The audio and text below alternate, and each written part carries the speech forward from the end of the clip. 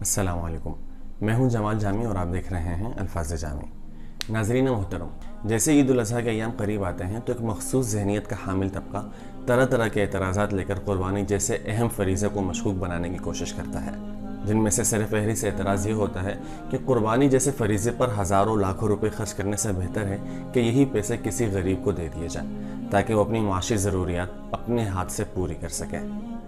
اعتراض کا جواب دینے سے پہلے یہ بات ذہن نشین کر لیں کہ احکامات الہی یعنی اللہ تبارک و تعالی ہمیں جس چیز کا بھی حکم دے اس میں معاشی فوائد کا ہونا ضروری نہیں، یعنی یہ بات بالکل بھی ضروری نہیں کہ اللہ تبارک و تعالی کے حکم میں لازمی طور پر ہمیں مالی فائدہ نظر آئے، بلکہ ایک مسلمان ہونے کے ناطے ہمارے لیے سب سے آخر اور اہم چیز یہی ہوتی ہے کہ یہ اللہ تبارک و تعالی کا حکم ہے، ہمارے لیے یہی حرف آخر ہے، لہٰذا اس کے بعد ہم پر عمل کرنا فرض ہو جاتا ہے۔ البتہ ان معترضین کے سامنے چند گزارشات پیش کی جا رہی ہیں جس کے ذریعے سے قربانی جیسے ایک اہم فریضے کی افادیت ثابت ہوگی۔ محترم ناظرین، اگر قربانی کو خالصتاً معاشی نقطہ نظر سے دیکھا جائے تو بھی اس پر اعتراض وہی شخص کرے گا جس کو معاشیات کی ہوا بھی نہ لگی، کیونکہ اسی حکم الہی یعنی قربانی کے ذریعے سے ہمارے ملک میں فارمنگ اور کیٹل انڈسٹری نمو پاتی ہے، جس سے عام طور پر چھوٹے کسان وابستہ ہوتے ہیں اور قربانی کے ایام میں وہ اپنے جانوروں کو فروخت کر کے سال بھر کا معاشی انتظام کر دیتے ہیں۔ دوسری بات یہ کہ جو لوگ یہ کہتے ہیں کہ ان پیسوں کو براہ راست غریبوں کو دے دیا جائے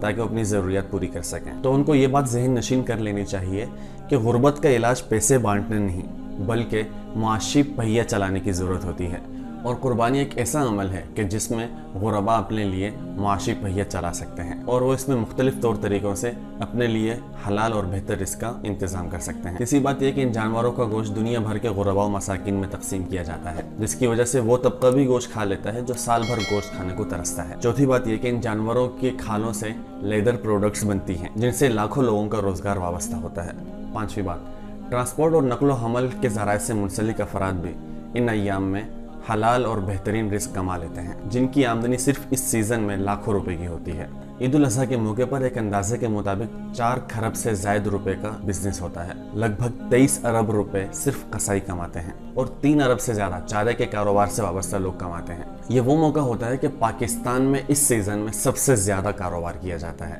جس کا فائدہ نہ صرف عوام کو بلکہ حکومت وقت اور ملکی خزانے کو ہوتا ہے، جس کے نتیجے میں غریبوں کو روزی ملتی ہے، کسانوں کا چارہ فروخت ہوتا ہے اور دیہاتیوں کو مویشیوں کی اچھی قیمت مل جاتی ہے۔ ناظرین، قربانی صرف لوگوں کو گوشت ہی نہیں کھلاتی بلکہ سال بھر کے لیے کاروبار فراہم کرتی ہے، لیکن افسوس اس بات پر ہوتا ہے کہ غیروں کے اشاروں پر سانس لینے والے لوگ قربانی جیسے اہم فریضے پر، جو کہ ہر طرح سے غریب دوست، عوام دوست ایک حکم الہی اور فریضہ ہے، اس پر تو اعتراض کرتے ہیں، لیکن نیو ایئر نائٹ میں جو لاکھوں اربوں ڈالرز کی جو فضول خرچی کی جاتی ہے اس میں انہیں یہ نظر نہیں آتا کہ آج بلا وجہ پیسے کا ضیاع کیا جا رہا ہے، کیوں نہ یہی پیسے ہم کسی غریب کو تھما دیں۔ اس وقت انہیں یہ خیال بالکل بھی نہیں آتا، کیوں؟ کیونکہ وہاں پر اسلام کا معاملہ نہیں ہے، وہاں پر حکم الہی نہیں ہے۔ جہاں پر دین اسلام کا معاملہ ہو، حکم الہی سامنے آ رہا ہو، تب انہیں ہمدردیاں یاد آ جاتی ہیں اور اپنی ہمدردیوں کا اظہار کچھ اس طرح سے کرتے ہیں کہ کسی نہ کسی طرح سے حکم الہی متاثر ہو۔ اس کا ایک دوسرا عملی نمونہ یہاں دیکھنے کو ملتا ہے کہ قربانی کو یہ جانور کے ساتھ ظلم و زیادتی قرار دیتے ہیں اور اسے خالص ظالمانہ اور جاہلانہ رسم قرار دیتے ہیں، جبکہ یہی کچھ اگر انہیں یورپ میں دیکھنے کو ملے تو وہ اس پر فخر کرتے ہیں۔ مثال کے طور پر اسپین میں ہزاروں بیلوں کو خنجر اور چاقو مار کے قتل کیا جاتا ہے اور پھر اس کا گوشت بھی استعمال نہیں کیا جاتا۔ اگر اس کے متعلق ان سے پوچھا جائے تو کہا جاتا ہے کہ یہ تو ایک کھیل ہے۔ ڈنمارک میں ہر سال ہزاروں ڈولفنز کو قتل کر دیا جاتا ہے، حتیٰ کہ سمندر کا پانی بھی سرخ پڑ جاتا ہے۔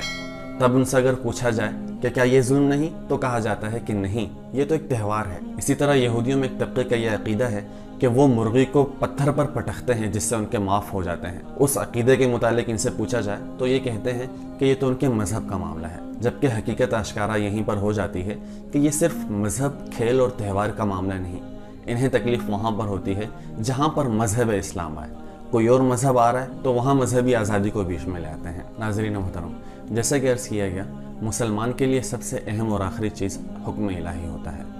اللہ تبارک و تعالی نے ہمیں قربانی کرنے کا حکم دیا ہے، لہٰذا ہمیں چاہیے کہ ہم کسی کے اعتراض کی کوئی پرواہ نہ کریں اور اللہ تبارک و تعالی کے حکم پر اخلاص اور الہیت کو مد نظر رکھتے ہوئے عمل کریں۔ اللہ تبارک و تعالی تمام مسلمانوں کی قربانی کو قبول فرمائے۔